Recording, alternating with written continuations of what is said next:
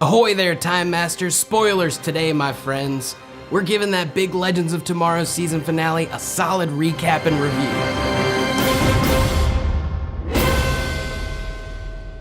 Let's jump straight to the final moments of the episode because pretty much everything up to that point was more or less unimportant to the finale itself. Forget all those rules Rip made about preserving the timeline and whatnot, because I'm pretty sure all of that was erased previously when the Legends decided to destroy the Vanishing Point. Not to mention that in this episode, the whole team goes full ham with their powers and abilities all over time in pretty much just 1 second. I mean, a flaming man turns a World War II German soldier's gun into dust, and 2 people sprout wings and take off like eagles. That's gotta have some repercussions on time. I'll say this again, I think they're using The Flash and Legends of Tomorrow to somewhat rewrite the history of the CW verse to accommodate Supergirl's roster of villains and heroes, which is a fantastic thing in my honest opinion. So in order to finally destroy Savage, the team splits up over time and must simultaneously take out a mortal and vulnerable Vandal. You see, Savage realized that there were these meteorites from an alien race known as the Thanagarians that granted him his immortality as well as giving the Hawks their powers. And somehow, he was able to link these to the entire timeline as well? How in the world does putting blood on 3 meteorites over time give him the power to go back to the beginning and start things over? And honestly, does he really think if he was to succeed that Kendra would feel differently about him? This did provide that sweet and tasty rampage through time sequence, which was one of my favorite parts of the entire episode. It was really satisfying to see the entire crew utilizing their abilities all at the same time. Usually we don't get to see that. Adam can't use his suit, Firestorm can't storm out, and Ice and Fire can't use their sweet weapons because of timeline change issues. Again, clearly not a problem since the timeline controlled by the Time Masters is back to square one. But still, this sequence really sold me because we saw things like the Atom shrink the meteorite and Firestorm uses transmutation powers to turn stone into water.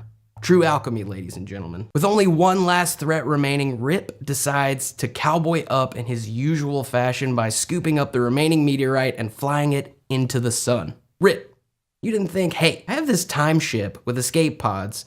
Let me just like jump really fast to the Vanishing Point and dump this thing off and then just hightail it out of there. And what about Gideon? You didn't think maybe she had an opinion about the situation? I mean, you have a highly sophisticated AI at your every whim and you wouldn't want to see what she's got to say? Regardless, Rip realizes how stupid his choice was and decides to dump the meteorite and jump through time, ending back up with the rest of our heroes. Now that the big bad has been defeated, Rip returns our heroes to 2016 and leaves them with the choice to stay or come with him and become Time Masters. Ultimately, all but the Hawks choose to return, but before they can ship out on the Wave Rider, another Wave Rider comes crashing to the ground, revealing that its pilot is none other than Hourman himself. Who is Hourman, you might ask, and why should we trust this guy? I'll be posting a separate video about who Rex Tyler is later this week, but just to give you a little info, Hourman, aka Rex Tyler, is a respected member of the Justice Society, a biochemist who created a superhuman formula called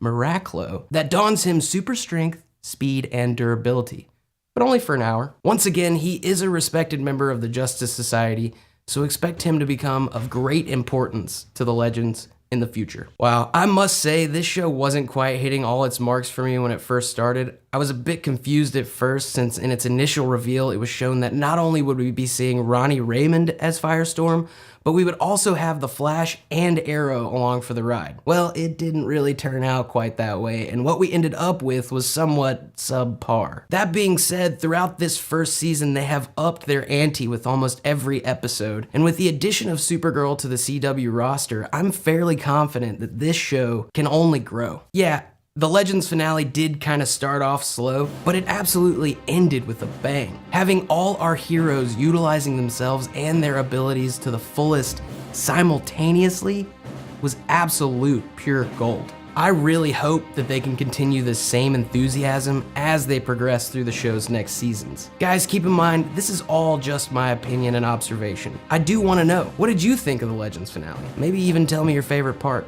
Also guys, don't forget to keep sending those comic collection submissions in. We've gotten a few, and I must say, you guys know a goodie when you see one. Don't forget to add that hashtag in there or send us a private message on our Facebook. Link is, as always, down there in the bottom. Don't forget to subscribe, like, and comment. Till next time, Nerdites, take your Miraclo every hour as intended.